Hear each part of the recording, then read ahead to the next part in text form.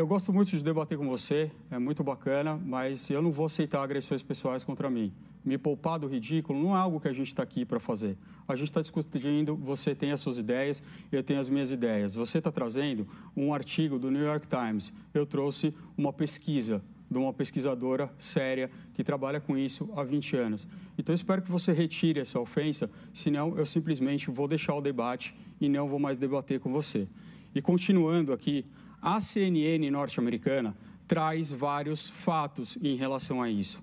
Ela fez isso quando fez o fact-checking do primeiro debate. O que ela disse?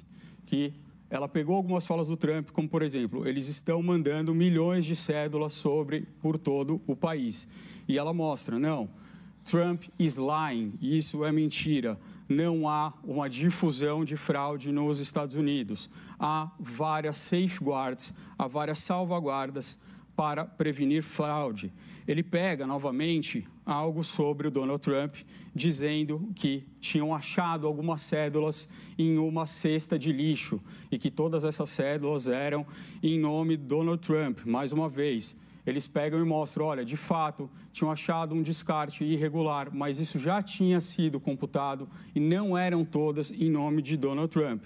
Então, o que acontece são pegar problemas pontuais que sempre vão existir, obviamente vão existir, e transformar isso em uma questão sistêmica, em uma questão que compromete todo o sistema norte-americano, quando isso não é verdade. Pode ter um artigo no New York Times falando isso? Pode, mas existem pesquisas sérias, pesquisas que estão levando em conta dados históricos de muitas votações que mostram que não, que isso não tem uma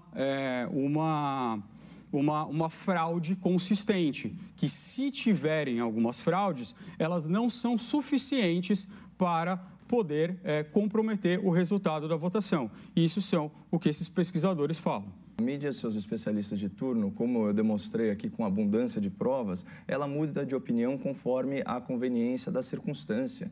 É isso que tem que ficar claro e explícito. Então, o mesmíssimo jornal que alegava os riscos da fraude eleitoral por voto por correio há poucos anos, quando isso era uma prática republicana, agora diz que não há problema nenhum, sendo que o problema, na verdade, escalou.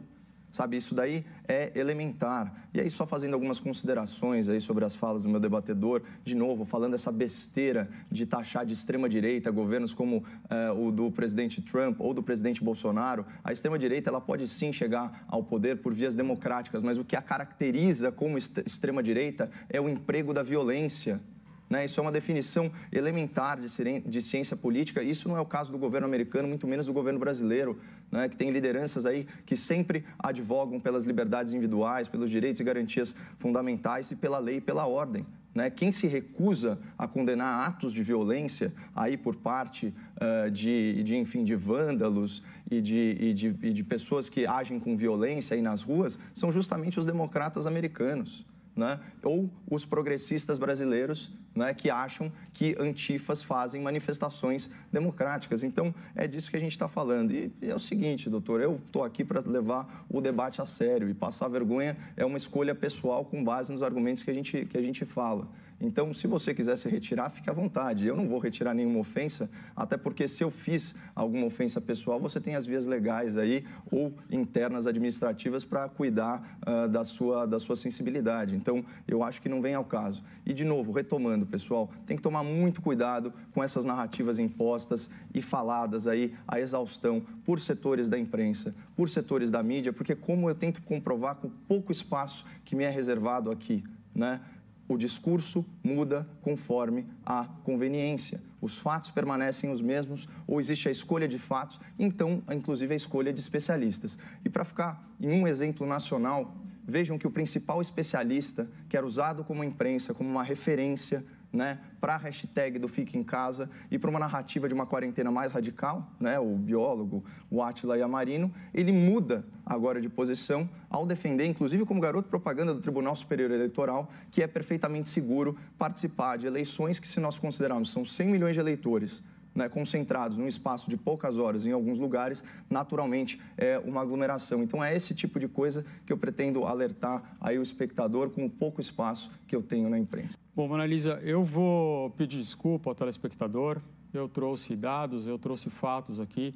eu tenho as minhas concordâncias, eu tenho as minhas discordâncias, mas eu acho que a gente chegou num ponto que agora fica inviável.